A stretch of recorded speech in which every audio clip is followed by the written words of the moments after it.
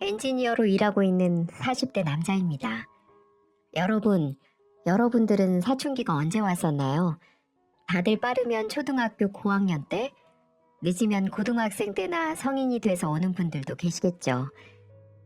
그리고 흔히 사춘기가 늦게 올수록 무섭다고들 하잖아요.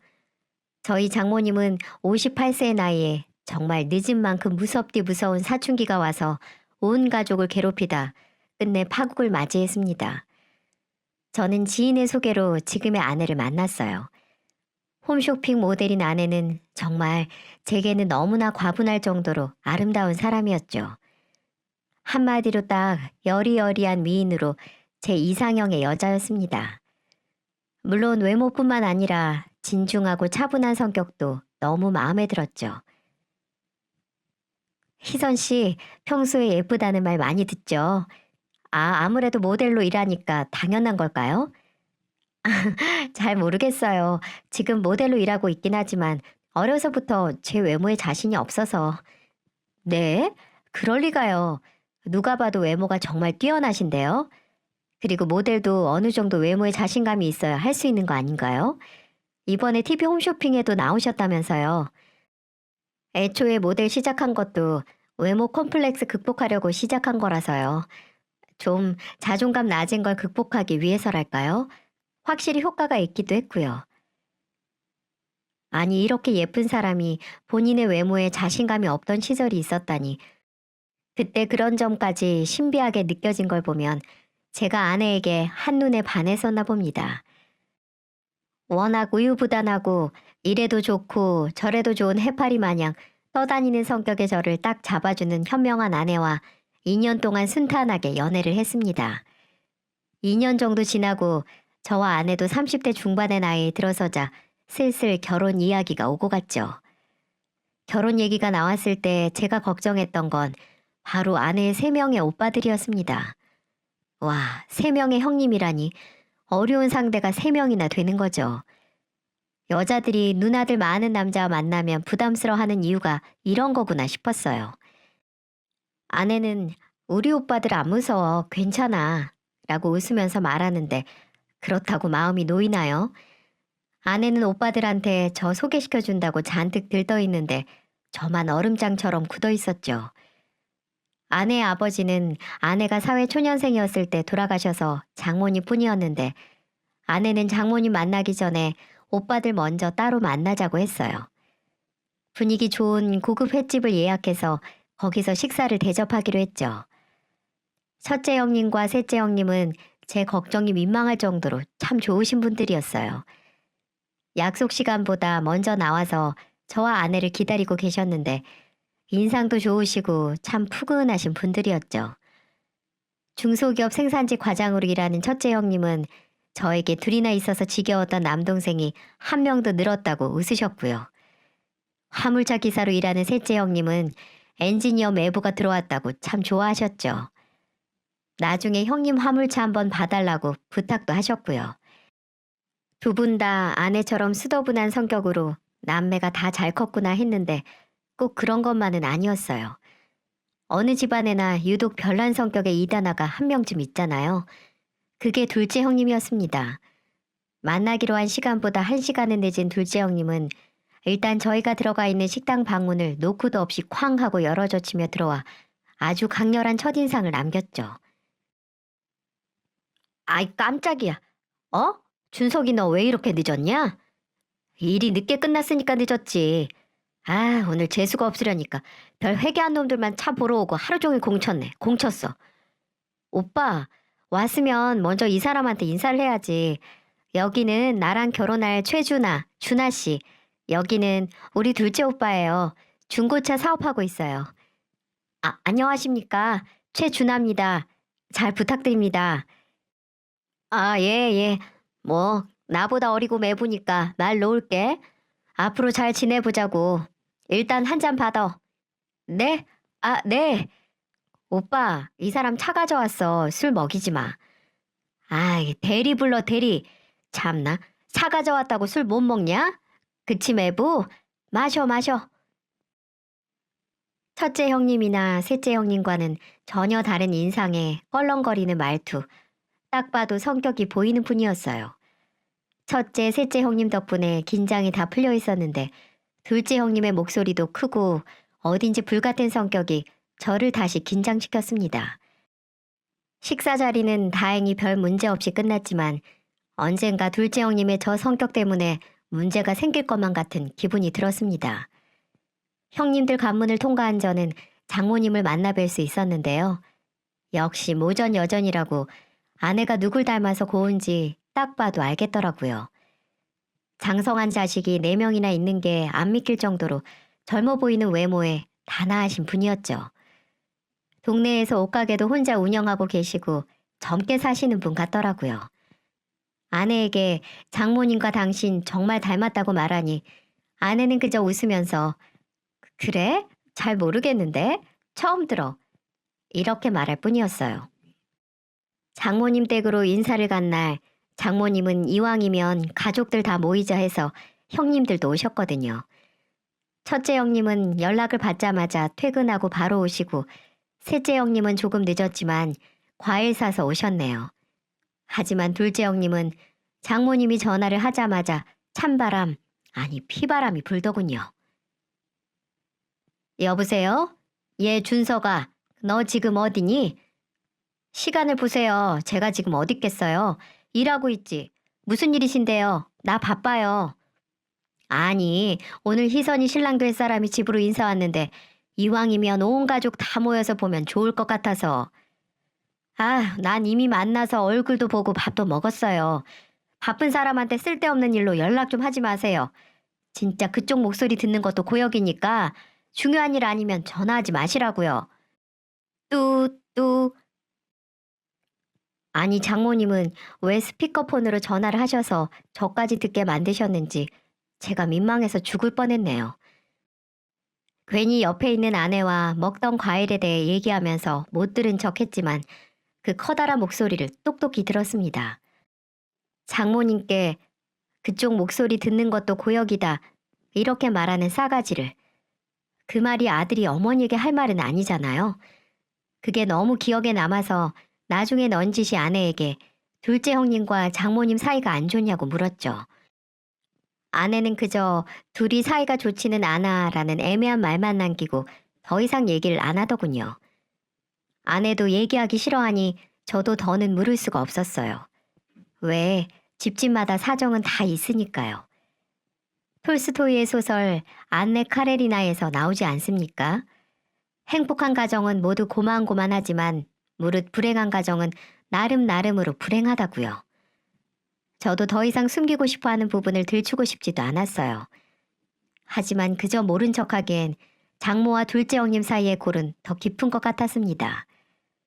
그 두 사람은 저와 아내의 결혼식에서도 한바탕 소란을 일으켰죠.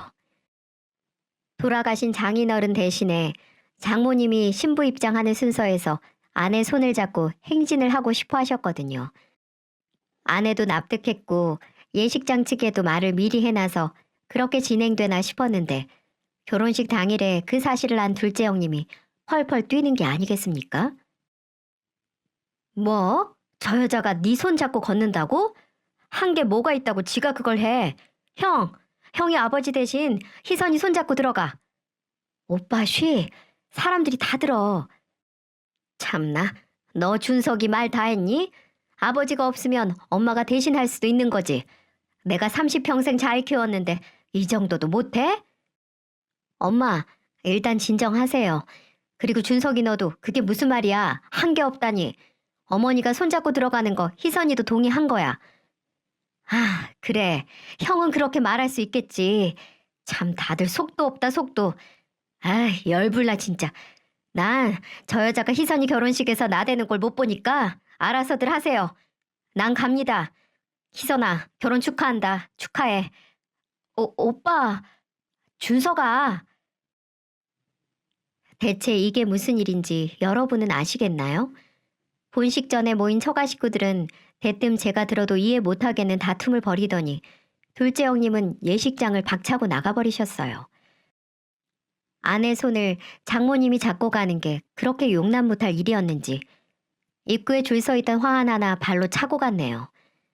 아내는 제게 오빠가 소란을 피워서 미안하다고 했지만 이건 소란 수준이 아니라 뭔가 단단한 앙금이 있는 것 같더라고요. 둘째 형님은 끝내 결혼식에 참석을 하지 않았고 아내는 장모님의 손을 잡고 신부 입장을 했습니다. 결혼 후에도 아무래도 그냥 넘어가면 안 될 것 같아서 아내에게 둘째 형님과 장모님 사이에 무슨 일이 있냐고 대놓고 물어봤죠. 저도 한 가족이 됐으니 행여나 나중에 실수하지 않도록 알고 있는 게 좋을 것 같더라고요. 아내는 몇 번 주저하더니 제가 물러서지 않자 드디어 그 내막을 저에게 설명해 주더군요. 그리고 전 전혀 생각지도 못한 충격적인 사실에 머리 한 대 맞은 것 같았죠. 사실 우리 엄마 친엄마 아니야. 새엄마야. 그럼 장인어른이 재혼하신 거야? 어, 친엄마는 일찍 돌아가셔서 나 초등학생이고 오빠들은 중고등학생 때 재혼하셨지. 근데 엄마가 고등학생이었던 첫째 오빠한테만 잘해주고 나랑 둘째 오빠는 찬밥 신세였거든. 셋째 오빠도 첫째 오빠만큼은 아니지만 엄마가 잘해주기도 했고 뭐 직접적으로 당한 건 없으니까 사이가 좋긴 해. 직접적으로 당하다니? 당신 설마 장모님이 학대라도 했어? 당신하고 둘째 형님한테? 장모님이 일반적인 새엄마 노릇도 아니고 학대까지 했을 수도 있다는 말에 정말 놀랐습니다. 아무리 생각해도 장모님과 아내는 겉으로 보기엔 사이가 좋아 보였거든요. 둘째 형님만 제외하고는 다른 형님들하고도 잘 지내셨고요. 특히 첫째 형님과 애틋해 보였는데 학대까진 아니고 뭐 차별이지 차별. 새엄마가 첫째 오빠는 고등학생이라서 더 챙겨줘야 하니까 더 잘해줬고 오빠가 말도 잘 들어서 둘은 처음부터 사이가 좋았어. 나는 말을 잘 들어도 정이 안 갔는지 그냥 신경을 잘 안 쓴 수준이고 근데 둘째 오빠는 처음부터 끝까지 새엄마를 엄마라고 인정 안 했어. 그것 때문에 엇나가기도 했고 만일 둘째 오빠가 좀 셋째 오빠만큼 엄마한테 살가웠으면 엄마도 잘해줬을걸? 근데 둘째 오빠 정말 장난 아니었어. 밖에서 마주치면 모른 척하고 집에서 꼬박꼬박 아줌마라고 부르고. 그래서 둘 사이가 그렇게 안 좋은 거야. 둘째 오빠는 나나 다른 오빠들이 부르기 전까지 가족 행사도 참석 안 해. 엄마 얼굴 보기 싫다고. 아, 그랬구나. 그렇게 들으니까 둘째 형님 입장도 이해가 가네. 그땐 아직 어렸고 받아들이기 힘들었겠지. 지금 엄마가 둘째 오빠가 엄마로 인정 안 한다고 진짜 많이 구박했거든. 때리기도 했어. 오빠도 그때 중학생이라서 어렸는데 친엄마는 돌아가시고 아빠가 갑자기 재혼해서 모르는 여자가 집에 들어왔는데 혼란스럽고 반항하고 싶기도 했겠지. 근데 엄마는 그걸 보듬어 주진 않고 그저 구박만 했어. 네가 날 엄마로 인정 안 하면 나도 너 모르는 애 취급한다고. 나중에 오빠가 고등학교 들어가곤 때리지 못했지만 첫째 오빠나 셋째 오빠 다니던 학원도 안 보내주고 아마 용돈도 안 줬을걸. 그래서 오빠 고등학생 때부터 알바했잖아. 식당 서빙 같은 거. 아, 좀 심했네. 그래도 어른인데. 애가 그래서 힘든 건 알겠지만 그래도 어른이 먼저 다가가고 보듬어줘야지. 둘째 오빠가 괜히 엄마 미워한 것도 아니야. 엄마가 아빠랑 재혼하고 몇 번 바람도 폈거든. 불륜 현장을 아빠한테 들켜서 몇 번을 머리채 잡혀서 집에 끌려왔다니까. 아니 왜 본인을 엄마라고 인정 안 하냐고 난리치는 사람이 바람을 피워? 그게 뭐야? 엄마로 인정받을 생각이 1도 없는 사람 같게. 그러니까. 그래서 난 둘째 오빠가 엄마한테 못되게 구는 거 어느 정도 이해가 돼. 나도 엄마한테 당한 게 많아서. 당신도 장모님이 차별했어? 그래도 막내고 제일 어린 앤데 더 챙겨줬어야 하는 거 아니야? 아내의 입에서 나온 장모님의 차별 대우는 정말 상상 이상이었습니다. 장모님이 아내가 초등학교 고학년 때 2차 성징 이후 속옷을 사달라고 하자 뭐라고 했는지 아세요? 예, 그걸 뭐하러 사? 옷도 물려 입는데 속옷은 못 물려 입어? 엄마가 입던 거 줄 테니까 그거 입어. 깨끗하게 입어서 쓸만해. 애가 4명이나 되니까 돈이 좀 깨지는 게 아니야. 희선이 네가 이해 좀 해라. 어? 아니 이제 막 발육과 사춘기가 시작되는 딸에게 입던 아줌마 속옷을 물려주는 게 말이 되나요? 전 황당해서 아내에게 되물었습니다. 그게 말이 돼? 아니, 속옷을 물려줘? 혹시 그 정도로 집안이 어렵거나 그랬어? 아니, 나도 그런 줄 알았어. 근데 첫째 오빠랑 셋째 오빠 대학교 등록금 다 내준 거 생각해보면 그것도 아니었나 봐. 아빠가 남긴 재산이 꽤 있었나 보더라고. 내가 어려서 몰랐던 거지. 나 생리대 값도 둘째 오빠가 용돈 줘서 샀잖아. 그 정도였어? 아휴, 아니 둘째 형님은 반항하고 엄마로 인정 안 해서 미워한 건 이해가 되는데 당신은 왜? 말도 잘 듣고 엄마로 인정도 해서 엄마라고 잘 부르잖아. 그러게 말이야. 그냥 내가 만만했던 건가? 내가 말했던 적 있지? 나 예전에 외모 때문에 자존감 낮았다고. 그것도 생각해보면 어려서부터 엄마가 내 얼굴만 보면 늘 넌 얼굴로 먹고 살긴 글렀다. 기술 배워 기술. 이렇게 말해서야. 나 대학도 안 보내주려고 했어. 내가 대학 가서 뭐 하냐고. 둘째 오빠처럼 고등학교 졸업하자마자 취업하라고. 근데 일 시작한 오빠들이 도와줘서 전문대라도 나왔지. 또 지금은 얼굴로 먹고 살지. 가만 보면 내가 엄마 말이 다 틀렸다는 걸 증명하고 싶었나 봐. 쓸쓸한 시절의 이야기를 지금은 웃으면서 말하는 아내의 모습에 어딘지 서글퍼지더라고요. 좋은 가정에서 사랑만 받고 자란 줄 알았는데 이런 과거가 있을 줄 상상도 못했죠. 하지만 아내의 설명을 듣고 나니 지금까지 미심쩍었던 부분들이 다 해소가 되었어요. 첫째 형님께 듣기로는 첫째 형님 결혼식 자금은 장모님이 지원해 주셨다고 들었는데 저희 결혼식에는 10,000원 한 장 주지 않으셨거든요. 물론 돈이 그때는 여유로웠을 수도 있고 지금은 부족할 수도 있죠. 하지만 아내에게 장모님의 차별의 역사를 듣고 나니 돈이 없어서 안 준 건 아닐 거라는 의심까지 들었죠. 마냥 단아 한 줄만 알던 장모님의 첫인상은 제 안에서 송두리째 무너졌습니다. 역시 첫인상이 다가 아니라는 게 참말이었어요. 둘째 형님이 장모님에게 반항하고 엇나가서 사이가 안 좋은 건 뭐 납득이 갔지만 아무리 생각해도 아내까지 미워한 건 이해가 가지 않았어요. 오빠, 나랑 결혼 못할 뻔했어. 엄마가 엄마 아는 이혼남이랑 나 결혼시키려고 했거든. 돈 많은 남자라고 부잣집이랑 사돈돼서 엄마 호강시켜달라고 했다니까?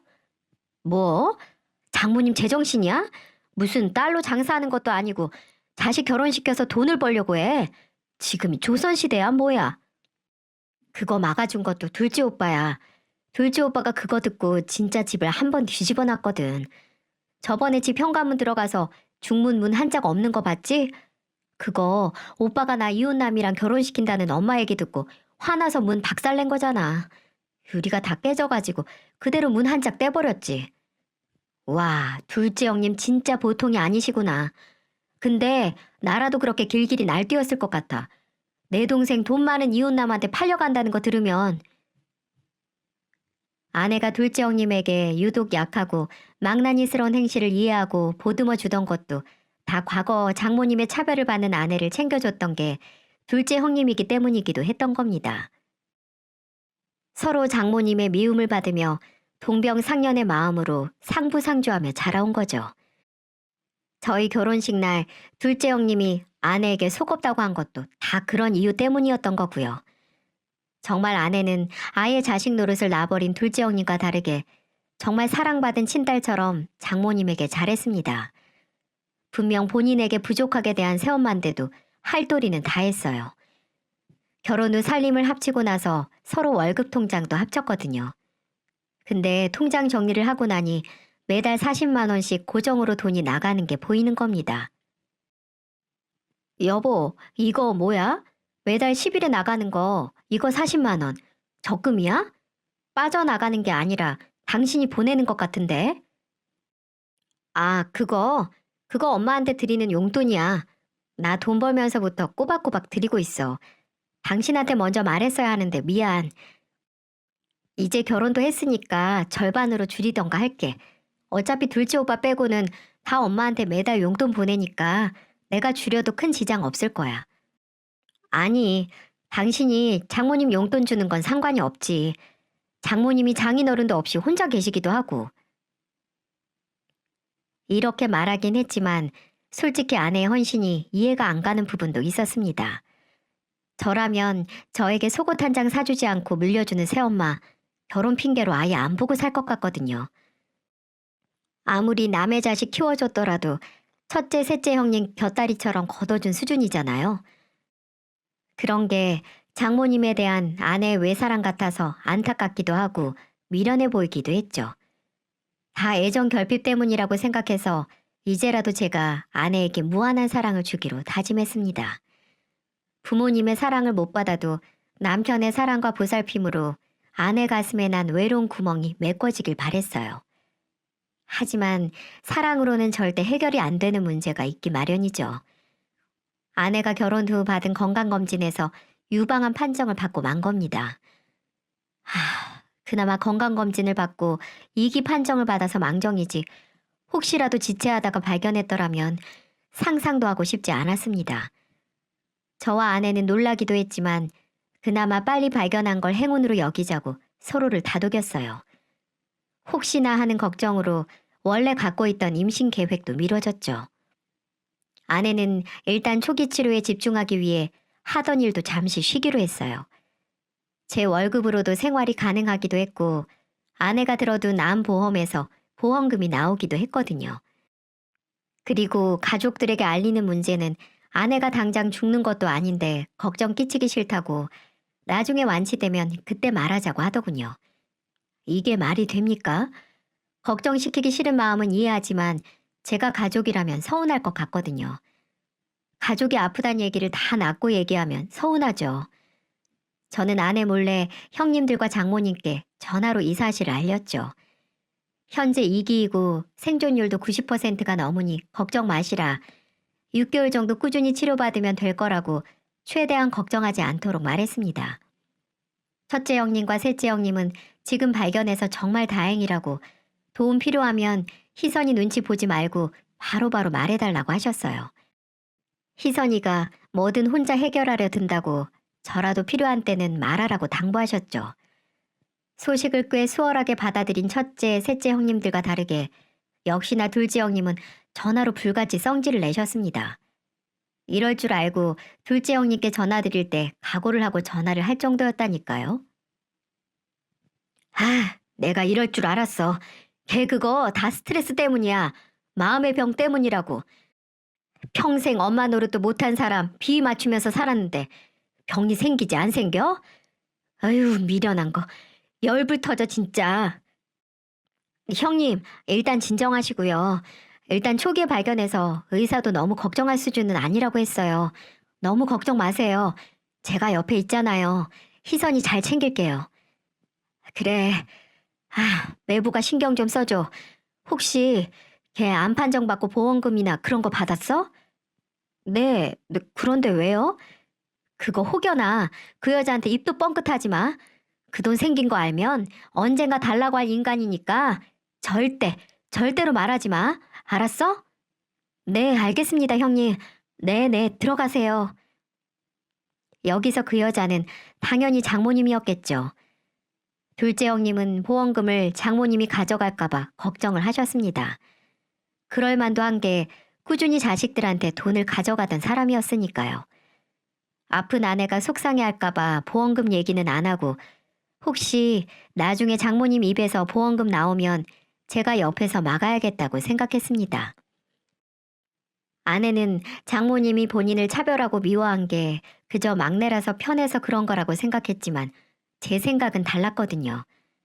아무래도 장모님은 4명의 자식들 중 유일하게 딸인 아내를 만만하게 보고 무시한 거라고 봅니다. 평소 챙기진 않고 그저 아쉬울 때 필요할 때만 연락해서 바다만 가는 그런 자식이요. 아내는 애써 그 가능성을 무시하고 살아온 겁니다. 솔직히 내 부모님이 나만 만만하게 생각하고 막대한 걸 어느 누가 인정하고 싶겠어요. 선무당이 사람 잡는다고 둘째 형님의 용한 예감이 적중을 했죠. 제가 장모님께 아내 암 판정을 전하니까 장모님은 잠깐 걱정하는 척 하더니 그 말을 꺼내더군요. 아니, 애가 아프면 일도 못할 텐데 어쩌면 좋아. 걔가 암보험은 들어놨대? 그래도 요즘 몇 천은 나온다고 하던데 얼마나 나온대?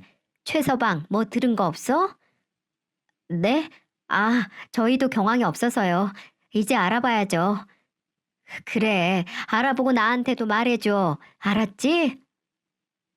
보험금이 얼마인지가 제일 궁금했는지 저 말만 하시고 전화를 끊으셨어요.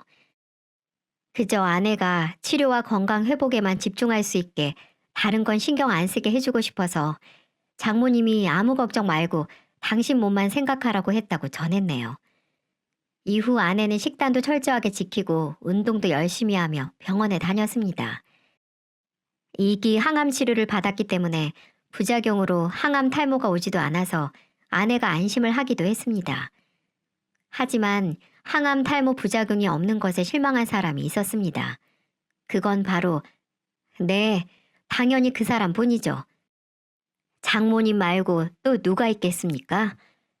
초기 치료를 하다가 아내 몸이 좀 안 좋아져서 병원에 잠시 입원했을 땐데 장모님이 병문안을 오셨거든요. 병실에 들어와서 헬쑥한 아내 얼굴을 보자마자 바로 한 말이 뭔 줄 아세요? 근데 넌 머리 안 빠지니? 항암 치료하면 다들 머리 밀고 모자 쓰고 다니던데 엄마가 미리 모자 몇 개 사줘? 장모님, 항암 탈모는 거의 3기 치료하는 약 부작용이라서 희선이는 해당 안 돼요. 아, 그러니? 뭐 그럼 다행이고. 모델한다는 애가 대머리면 나중에 누가 써주겠니? 잘 됐네. 미묘하게 실망하는 것 같이 보이는 건 저뿐일까요? 아무리 생각해도 장모님은 마치 아내의 젊음을 질투하는 철없는 사람이라는 느낌을 지울 수가 없었어요. 그래서 아내가 어려서부터 그렇게 못 살게 군 거죠. 아, 무슨 사춘기 여자애가 더 예쁜 친구 질투하는 것도 아니고 치졸하기 짝이 없더군요. 이제 병원비 나가느라 돈도 모아야 한다는 핑계로 장모님에게 보내는 용돈도 끊자고 아내에게 말해버리고 싶었네요. 그렇게 아내가 치료를 시작하고 한 달이 지났고 아내가 몸 상태가 괜찮다고 해서 돌아오는 명절에는 장모님 집에 가자고 하더군요. 솔직히 전 말리고 싶었지만 아내는 오빠들도 오는데 나도 가고 싶다고 했죠. 꽤 좁은 장모님 집에 형님들 부부와 그 자식들까지 모이니까 정말 북적북적했어요. 전 아내에게 거실에서 오빠들과 쉬라고 해두고 부엌으로 가서 아주머님들과 명절 음식을 준비했어요. 거실에서 애들이 뛰어노는 소리, 대화하는 소리들이 들리는 게 이렇게 바글거리는 명절도 나쁘지 않았습니다. 그때 둘째 형님의 유치원생 아들이 크게 엄마 하면서 부엌으로 들어오더라고요. 어? 성찬아 왜? 가서 동생들이랑 놀지. 엄마, 할머니가 나만 용돈 안 줘. 형이랑 수진이한테는 줬으면서 나만 안 준대. 장모님이 둘째 형님 자식에게만 용돈을 챙겨주지 않고 첫째, 셋째 형님들 자식에게만 용돈을 준 겁니다. 애는 속상해서 엄마에게 매달려 칭얼거리더라고요. 자식들뿐만 아니라 손주들까지 차별하는 장모님이 이해가 되시나요? 아무리 봐도 정말 어른스럽지 못한 사람이라는 생각이 들었어요. 속상해하는 조카를 둘째 형님은 먼 발치에서 보고만 계셨죠. 입안이 씁쓸해진 저는 부엌 의자에 걸쳐놓은 지갑에서 급하게 10,000원짜리 몇 장을 꺼내서 조카에게 쥐어주었죠. 성찬아, 고모부가 줄게. 할머니가 돈이 모자르셔나 보다. 앞으로 용돈 필요하면 이 고모부한테 말해. 알았지? 네, 고모부 고맙습니다. 둘째 아주머님은 제게 고맙다고 말하며 애써 웃으시더라고요. 분명 둘째 아주머님은 알고 계시겠죠. 장모님이 둘째 형님은 물론이고 그 식구들도 다 차별하고 있다는 걸요. 음식이 다 준비돼서 식구들이 거실에 큰 식탁을 펴놓고 옹기종기 모여 앉았습니다. 아내도 제게 고생했다고 하고 맛있게 먹어주니 기분이 아주 좋았죠. 그렇게 좀 다들 기분 좋게 식사를 하고 있는데 그것도 잠시 둘째 아주머님의 이직 이야기가 나오면서 분위기는 점점 험악해져 갔습니다. 언니, 이번에 이직하셨다면서요. 축하해요. 어? 정말? 축하드려요. 어디로 이직하신 거예요? 예전에 같이 일하던 후배가 간 회사인데 조건이 너무 좋아서 놓칠 수가 없더라고. 집에서 좀 멀어지긴 했는데 페이가 좋아. 다 좋긴 한데 나 퇴근 시간이 늦어져서 성찬이 하원 시간이 1시간 정도 붕 뜨네. 딱 그때만 애 맡길 때 어디 없나? 요즘엔 유치원에 늦게 퇴근하는 부모들 위해서 하원 시간도 조정할 수 있지 않아요? 아휴, 지금 성찬이 보내는 데는 그런 게 없어서 그래서 유치원을 옮겨야 하나 이 사람이랑 의논 중이야. 그럼 엄마가 봐주는 거 어때요? 지금 우리 애도 봐주고 있으니까 둘째 너네랑 우리 집이랑 가깝잖아. 아, 애 하나 늘면 너무 힘들려나? 예, 말도 안 되는 소리 마라. 내가 지금 지훈이 봐주는 것도 힘들어 죽겠는데 쟤 얘까지 어떻게 봐줘? 아유, 꿈도 꾸지 마라. 너 이직한 건 잘된 일인데 왜 거기에 나까지 피해를 봐야 하니? 유치원 옮겨 그냥, 어? 아유, 안 맡겨요, 안 맡겨. 누가 봐달라고 했어요? 형이 괜한 소리 한 건데 왜 이 사람한테 꿈도 꾸지 말라는 이 소리를 해요? 어머머, 저것 봐라. 내가 힘들다고 한 소리 했다고 저 지랄하는 거. 둘째 제가 평소에 잘했어 봐. 내가 아무리 힘들어도 기쁘게 봐주지. 내 손준대. 예, 넌 시애미한테 애 못 맡기는 거 다 네 남편 탓인 줄 알아라. 너희 남편이 성깔만 죽였어도 너랑 네 애도 편했을 텐데. 애비가 저 모양이니 손주도 점점 보기 싫어지지. 예상치도 못한 다툼에 당황스러웠는데 손주까지 밉다는 장모님의 말을 끝으로 둘째 형님이 자리를 박차고 일어나 거실 TV를 우당탕 하고 쓰러뜨리고 말았습니다. 어머나. 야, 준서가. 여보. 집안은 박살난 TV로 한순간에 아수라장이 되고 말았죠. 저는 아내에게 말해 얼른 애들 데리고 방에 들어가라고 했습니다. 둘째 형님은 정말 야차 같은 얼굴로 장모님에게 큰 소리를 치기 시작했어요. 당신 그 사람 차별하는 개 같은 짓 좀 작작해. 어른이 돼가지고 나이값도 못하고 손주들까지 밉다는 말을 입에 담아? 당신이 그럴 자격이나 돼? 뭐? 너야말로 한 번을 부모 취급도 안 한 놈이 무슨 할 말이 있어? 사람을 개무시해도 정도가 있지. 내가 널 어떻게 키웠는데? 내가 배 아파 낳은 자식도 아닌 애 4명을 내가 어떻게 키웠는데? 당신이 엄마 노릇을 제대로 했어? 아버지 몰래 바람 피우다가 걸린 게 한두 번이 아니면서 우리한테 엄마 노릇을 했다고? 형이나 쟤들이나 속 없어서 그래도 당신 엄마로 불러준 줄 몰라도 난 그 짓 못하지. 당신같이 우리 아버지 두고 불륜하는 여자 내가 어떻게 엄마라고 불러? 돌아가신 우리 엄마한테 죄송해서라도 그렇겐 절대 못하지. 그리고 당신이 우리를 키우긴 뭘 키워? 같은 집에 산다고 당신이 우리 키운 거야? 어? 그저 형하고 셋째 쟤만 챙겼지 뭘 했어? 당신이 나랑 막내 학교에 찾아온 적이 있어? 학원에 보내준 적이 있어? 그렇다고 대학에 보내줬어? 나야 대학 포기했어도 막내 희선이 쟤는 나랑 형이랑 돈 모아서 보냈어. 이거 왜 이래? 그래, 내가 문제다, 내가 문제야. 뭘 기대하고 당신하고 아직 얼굴을 보고 있는지. 오빠, 당신은 이제 나한테 연락도 하지 마. 이제 끝이다, 끝. 이렇게 지긋지긋하게 가족도 아닌 사람이랑 연 이어온 게 잘못이지.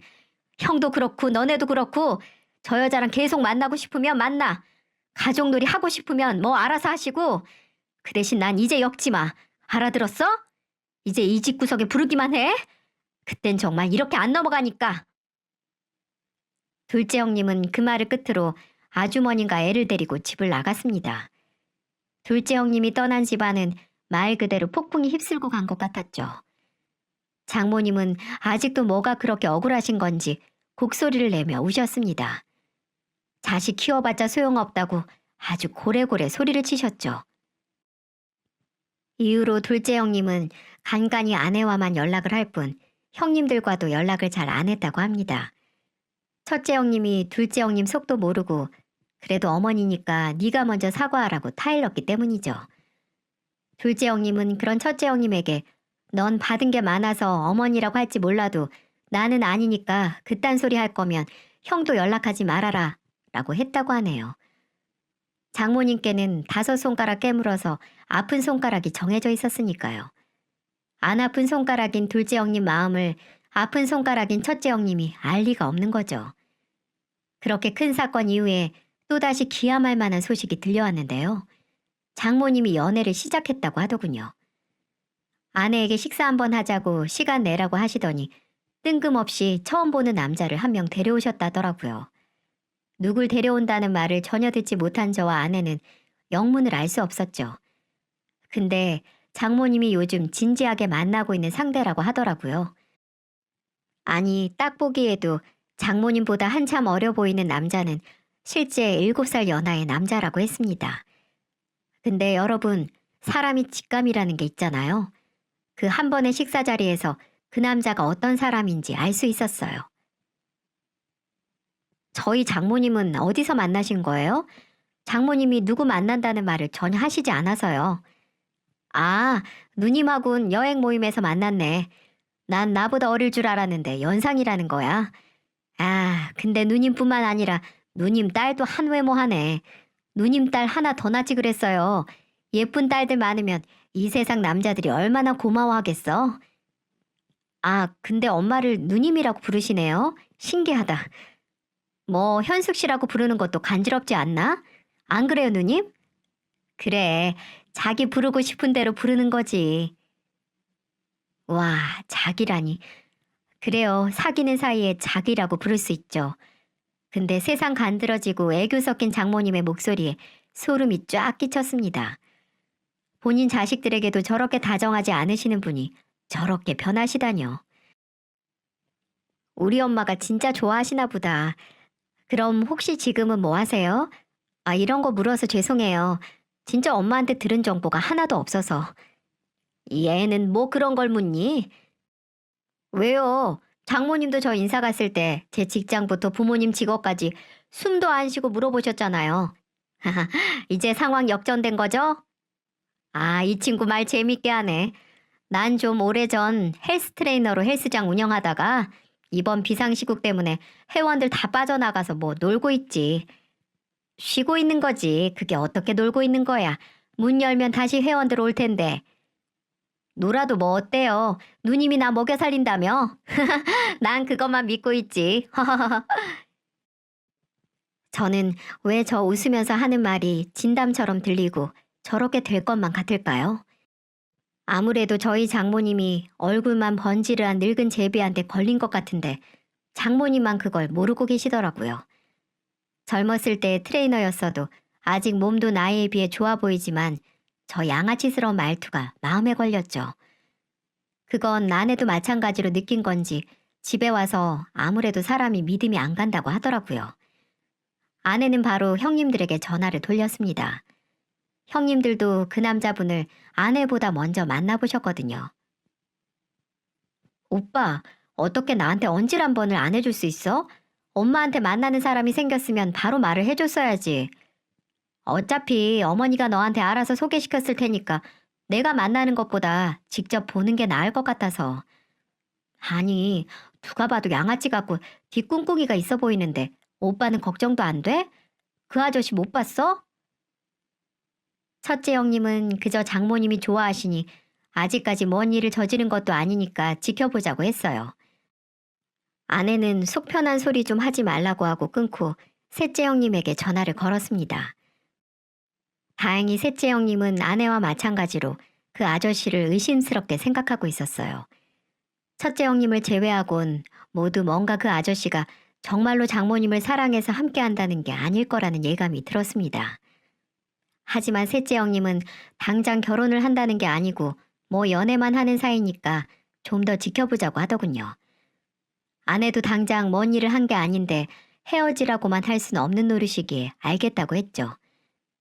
하지만 말이 씨가 된다고 했나요? 장모님은 저희에게 그 아저씨를 소개하고 얼마 지나지 않아 재혼해서 함께 살겠다는 소식을 전해왔습니다. 다 늙어서 식 올리는 건 창피하니 가족끼리 좋은 곳에서 식사만 하자고요. 그 아저씨는 이혼을 하긴 했지만 자식이 없는 상태라서 더 초대할 식구도 없었고 처가 식구들만 참석하면 되는 일이었습니다. 이제 걱정했던 대로 재혼 이야기가 나왔으니 아내는 장모님을 설득해야겠다고 마음 먹었나 봅니다. 하지만 정말 오랜만에 사랑에 빠진 장모님 귀엔 아무것도 들리지 않았죠. 더 가관인 건 너무 만난 지 얼마 되지도 않는 사람이랑 너무 급하게 합치는 거 아니냐는 아내의 말에 장모님이 한 대답이에요. 너 혹시 나 질투하니? 너희 엄마가 다 늙어서 괜찮은 남자랑 재혼한다니까 뭐 질투 그런 거 하는 거야? 지금 장난하나요? 제 아내가 대체 왜, 뭐 때문에 장모님을 질투하나요? 아, 착각도 유분수지. 아내는 그런 장모님의 반발에 그저 입을 다물었습니다. 말이 통하지 않으니 뭐 대화를 시작할 수가 없었죠. 그러던 장모님은 결혼식 대신 가족끼리 식사를 하기 전에 할 말이 있다고 아내를 집으로 부르셨어요. 아내는 혼자 가도 된다고 했지만 아무래도 걱정이 돼서 저도 따라 나섰죠. 처가로 가니까 그 양아치 같은 아저씨와 장모님이 맥주 한 잔씩 하고 계시더라고요. 이미 장모님 댁에 즐비한 아저씨의 물건으로 추정되는 짐들이 보였고 이미 살림을 합친 걸로 보였습니다. 아내도 그걸 본 건지 한숨을 푹 쉬고 장모님께 물었어요. 어차피 다음 주에 식사 자리에서 볼 텐데 무슨 일로 부르셨어요? 내가 너희 둘 하나하나한테 할 말이 있어서 불렀다. 일단 앉아. 앉아서 들어. 얼마나 중요한 일인지 분위기를 잡는 장모님을 보며 불안해져만 갔죠. 분명히 듣기 좋은 소리는 아니었을 테니까요. 역시나 제 예상은 빗나가지 않았습니다. 최악의 예상은 언제나 빗나가는 법이 없었죠. 다름이 아니라 너희 아버지 보내고 내 손으로 너희 4명 다 키우고 이제야 4사람 찾아서 재혼하는데 너네도 자식된 도리를 해야지. 안 그러니? 너네 니들끼리 알아서 잘한 건 아닐 거 아니야. 그래서 그런데 이 사람이 둘이 살기엔 이 집이 너무 좁은 것 같다고 이사 가자고 하더라. 어, 아, 나도 그렇고 누님도 그렇고 이제 나이도 꽉 차서 노후를 함께 보내야 하는데 이왕이면 방도 몇 개 있는 넓고 좋은 집에서 시작하는 게 좋을 것 같다고 내가 말했어. 이 사람 말이 맞지. 노후 준비를 해놔야 하는데 어디 이 집에 그게 될 것 같니? 그니까 너랑 첫째랑 셋째랑 각각 1억씩 모아서 나한테 줘라. 그걸로 내가 결혼 축하 선물 받았다 칠게. 어? 1억이요? 당장 1억이 내가 어디서 나요, 엄마. 나 아직 항암 치료 중이라 매달 병원비도 나가고 이번에 이사한 건 알고 있죠? 병원 근처로. 근데 1억이나 여윳돈이 어딨어. 너 그럼 지금까지 키워준 엄마한테 그 정도도 못 해주니? 엄마가 너네 키우느라 젊음 다 바쳐서 이제야 남자 만나서 같이 산다는데 첫째는 내 말 듣자마자 바로 준비해보겠다고 하더라. 너 그러면서 둘째랑 편먹고 나한테 차별이니 뭐니 떠들지 마. 첫째는 내가 말하면 다 한다고 하더라.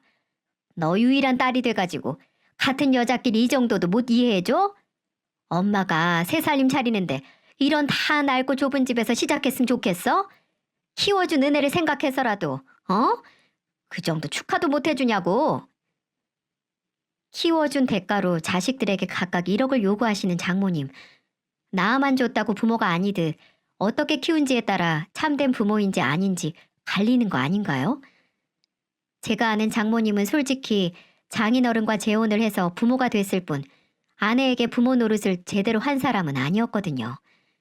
근데 옆구리 찔러 절 받는 것도 아니고 저렇게 독단적으로 돈을 요구하다뇨. 아, 사위인 저도 그 말을 듣고 어이가 없었는데 당사자인 아내는 얼마나 통탄스러웠을까요? 저는 옆에서 아무 말도 못하고 그저 아내 눈치만 살폈습니다. 제가 나설 타이밍을 재고 있었죠. 야, 너도 둘째랑 다를 거 하나 없다.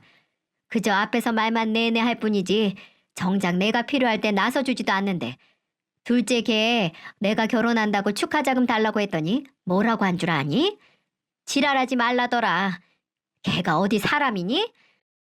내가 자존심 꾹꾹 참아가면서 전화했더니 알아서 하라고 지랄 말라고 하는 게 어디 사람 새끼냐고. 그러게 뭐하러 연락을 하셨어요. 이제 영 끊겠다고 한 사람한테 무슨 좋은 말을 듣는다고. 그리고 엄마, 나도 정말 엄마 재혼하시는 거 축하하고 기쁜데 당장 1억은 어려워요. 나 아직 투병 환자야. 그래도 내가 당장 되는 돈이라도 끌어서. 예, 요즘 유방암 아무것도 아니라더라. 아픈 게 뭐 유세니? 너 보험금 나온 거 있을 거 아니야. 아니면 이번에 집 옮긴 거 담보라도 잡던가. 너는 왜 아무것도 해볼 생각도 안 하고 안 된다고만 하니? 넌 예전부터 그게 문제야. 젊은 애가 뭐든 부정적이고 아유 꼴 보기 싫어 죽겠어. 장모님, 이 사람이 당장 여유가 있는데 안 돕겠다는 게 아니잖아요. 몸도 아픈데 큰돈 마련하기 아무래도 부담스러우니까요. 아휴, 얘는 돈이 넘쳐나도 뒤로 숨기지 나한테 퍼주진 않았을 거야. 자식된 도리도 제대로 안 하는 것들이 무슨 차별이야? 엄마, 내가 안 한다고 했어요? 1억은 나한테 너무 어렵다는 거잖아요. 그리고 내가 엄마한테 뭘 그렇게 못했는데 내가 엄마 돈 필요할 때 돈 마련 안 한 적 있어요? 나 당장 내 입으로 들어가는 건 없어도 엄마 용돈 꼬박꼬박 챙기는 사람이야. 근데 어떻게 암 걸린 딸 보험금을 달라고 해요? 너 버릇없이 어디서 빽빽 소리를 지르고 말대답이야?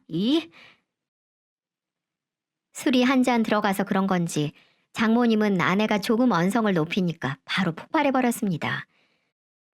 그리고 단번에 자리를 박차고 일어나 아내의 뺨을 내리쳤죠. 전 너무 놀라서 바로 아내를 감쌌고 장모님 옆에 있던 아저씨는 장모님의 어깨를 붙잡고 말렸죠. 아내가 축하금을 적게 준다고 했다고 손까지 들다니 정말 답도 없는 분입니다. 심지어 아픈 사람을 때린 장모님에게 너무 화가 나서 장모님인 것도 잊어버리고 부들부들 떨고 있었는데 제가 나서기 전에 아내가 먼저 나섰습니다.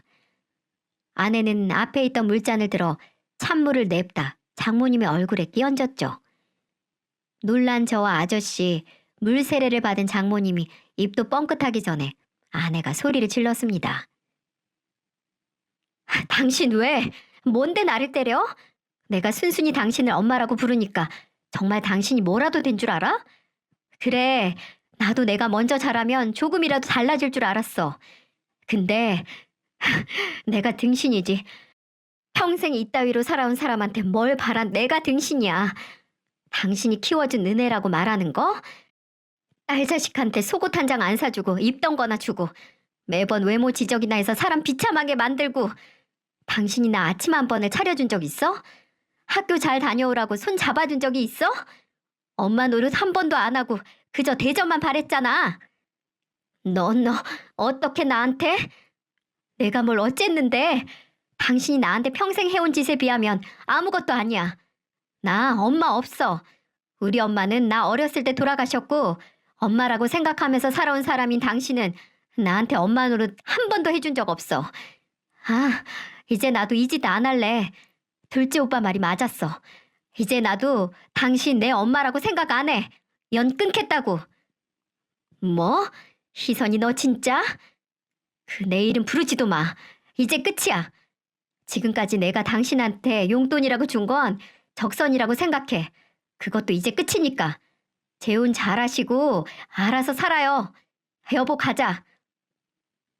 전 아내의 말에 바로 짐을 챙겼습니다. 장모님이 아내를 붙잡지도 못하게 빠르게 아내 어깨를 감싸 안고 나왔죠. 아내는 아직도 화가 가라앉지 않았는지 어깨를 바들거리며 떨고 있었어요. 하지만 아내는 후회하지 않았습니다. 지금까지 본인이 너무 미련했고 헛된 희망을 품고 있다고 했어요. 남들은 다 있는 엄마라는 존재를 놓기 힘들었다고 하더라고요. 그게 새엄마든 뭐든 없는 것보다는 나을 것 같다고 하더군요. 이제라도 아내가 아니란 걸 깨달았으니 다행이죠. 약속된 가족끼리 식사하는 자리엔 나가지도 않았습니다. 나중에 셋째 형님 말을 듣고 보니 첫째 형님만 참석했다고 하더군요. 셋째 형님도 그 아저씨가 괜히 느낌이 안 좋아서 재혼을 반대하고 있었더군요. 그리고 아내에게 장모님과 있었던 사건 얘기를 듣고 더 이상은 못 참겠다고 칼을 들었습니다. 셋째 형님은 첫째 형님에게 연락해서 재혼 축하금으로 1억도 주지 말라고 설득했어요. 줘봤자 지금 만나는 남자가 탕진할 거라고 단호하게 말을 했죠. 셋째 형님이 그 아저씨가 한다던 헬스장에 가보니까 이미 헬스장도 폐업해서 기구들도 다 뺀 모양이었어요. 정말 말 그대로 백수신세였던 거죠. 첫째 형님도 그 말을 듣고 재혼을 반대하겠다는 생각이 들었는지 1억을 주지 않았다고 합니다. 장모님의 재혼은 원하던 축하도 돈도 아무것도 받지 못한 거죠. 아내는 정말 선포한 대로 장모님과 일절 연락을 하지 않았어요. 아예 새엄마라는 존재를 기억에서 지운 사람처럼 굴었습니다. 장모님과 연락을 하는 건 첫째 형님만 남았는데 첫째 형님에게 소식 전해 듣는 것도 싫다고 할 정도였으니까요. 첫째 형님은 제게만 간간히 소식을 전하셨는데 정말 그 아저씨가 제비가 맞았더라고요. 장모님이 자식들한테 돈 못 받는다는 사실을 알고 장모님 집에서 짐도 싹 빼서 잠적했다고 하더군요. 그것 때문에 장모님은 알아 누웠다고 첫째 형님이 그러시더군요. 자식들 충고 다 모르쇠로 일관하더니 다 늙은 제비한테 배신 제대로 당한 거죠. 둘째 형님이 이 소식을 듣고 얼마나 크게 웃으시던지 둘째 형님이 웃는 모습은 제가 결혼하고 나서 처음 보는 것 같았습니다. 편애하던 첫째 아들만 남은 것 같더라니 이제 장모님이 기댈 곳 없이 오로지 첫째 형님에게만 의지하니 첫째 형님 내외도 점점 지쳐갔죠. 그러던 어느 날 집 앞에 반갑지 않은 손님이 방문을 했습니다. 바로 장모님이었어요. 그 고운 얼굴은 어디 갔는지 정말 초췌한 얼굴로 절 기다리고 계셨죠. 장모님, 여긴 어떻게... 최서방, 나 우리 딸 좀 만나게 해줘.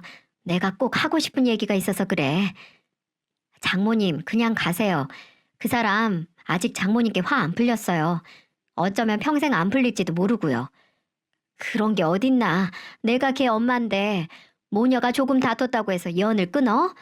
최서방 부탁이야. 내가 요즘 너무 힘들어서 그래. 큰형님한테 도와달라고 하세요. 큰형님하고는 연락하신다면서요. 요즘 큰애도 연락을 통 안 받아. 내가 정말 급해서 그래. 나 지금 하고 있는 옷가게도 건물주가 세를 올린다고 하는데 조망만한 동네 옷가게에서 그럴 여유가 어딨어. 나 희선이 좀 만나게 해줘. 어? 집안에 지금 있나? 아니나 다를까 딸과 화해를 하고 싶다거나 아픈 딸이 걱정된다는 것도 아니고 돈이 급해서 온 거였죠. 그 뻔뻔하고 기회주의적인 모습에 화가 났습니다. 전 지금이 남편인 제가 나설 차례라고 생각했어요. 그냥 가시라고요. 돈 필요하니까 오신 거잖아요. 희선이가 그렇게 만만해 보이세요? 장모님 좋은 어머니도 아니셨잖아요.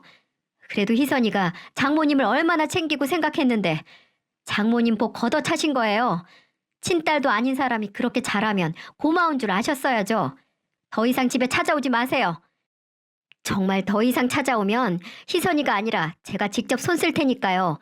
접근 금지 명령을 내리던 경찰에 신고하던 할 테니까 아픈 딸 조금이라도 생각하시면 더 이상 찾아와서 사람 속 뒤집지 마시라고요. 전 새파랗게 질린 장모님을 뒤로한 채 집으로 들어왔습니다. 독단적인 제 행동이 나중에 아내에게 원망을 들을 수도 있었겠지만 더 이상 아내를 무시하는 행동을 지켜만 볼 수 없었어요. 그 이후로 장모님에게선 연락도 방문도 없었습니다. 첫째 형님도 더 이상 장모님에 대한 소식을 전하지 않는 걸 보니 그쪽과도 연락을 하지 않는 눈치예요. 아내는 긴 투병 생활 끝에 드디어 다음 달 마지막 치료를 앞두고 있습니다. 이제 호르몬 치료와 방사선 치료는 그만두고 이후 부작용만 추적 관찰하자는 의사의 말에 아내와 전 그간 긴 고생을 생각하며 서로 감사 안고 울었어요. 저보다는 아내가 여러 가지로 마음고생이 심했을 테니까요. 아내의 마지막 치료를 앞두고 다시 저희 사이엔 임신 계획 얘기가 나왔습니다. 그런데 어딘지 아내가 달갑지 않아 하더라고요. 그 이유를 듣고 제 마음이 다 쓰리더군요. 여보, 내가 아이를 낳아서 잘 키울 수 있을까? 나한테는 제대로 된 엄마가 없었잖아. 자식이 부모 되면 자기가 받은 대로 자식한테 한다던데 나 좀 자신이 없어. 본인이 제대로 된 보살핌이나 사랑을 못 받아서 자신이 없다는 아내의 말에 눈이 시큰해졌어요. 아내가 너무 안쓰러웠죠. 하지만 전 누구보다도 잘 알고 있습니다. 아내가 좋은 엄마가 될 거라는 사실을요. 그런 말 하지 마. 당신 장모님이 어떤 사람이던 당신한테 어떻게 굴던 먼저 무조건 잘하려고 노력하면서 살았잖아.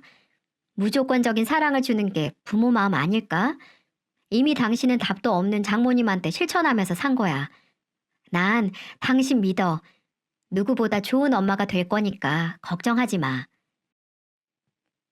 아내는 제 말에 끝내 눈물을 보였고 완치 판정을 받는 대로 2세 계획을 하자고 약속했어요. 장모님의 철없고 무시무시한 사춘기는 결국 처가를 뿔뿔이 흩어지게 한 파국으로 이끌었지만 아내가 헛된 마음고생을 접은 것 같아 오히려 다행이라는 생각이 듭니다. 부모만한 자식 없다고 하지만 때론 자식이 부모의 사랑을 능가할 때가 있는 것 같습니다. 받은 거 없이 그저 먼저 마음을 주면 언젠가는 되돌아올 거라고 희망을 품고 산 아내에게 제가 대신 그 사랑을 되돌려주고 싶어요. 받은 사랑은 당연하게 여기지 말고 꼭 되돌려줘야 한다고 생각합니다.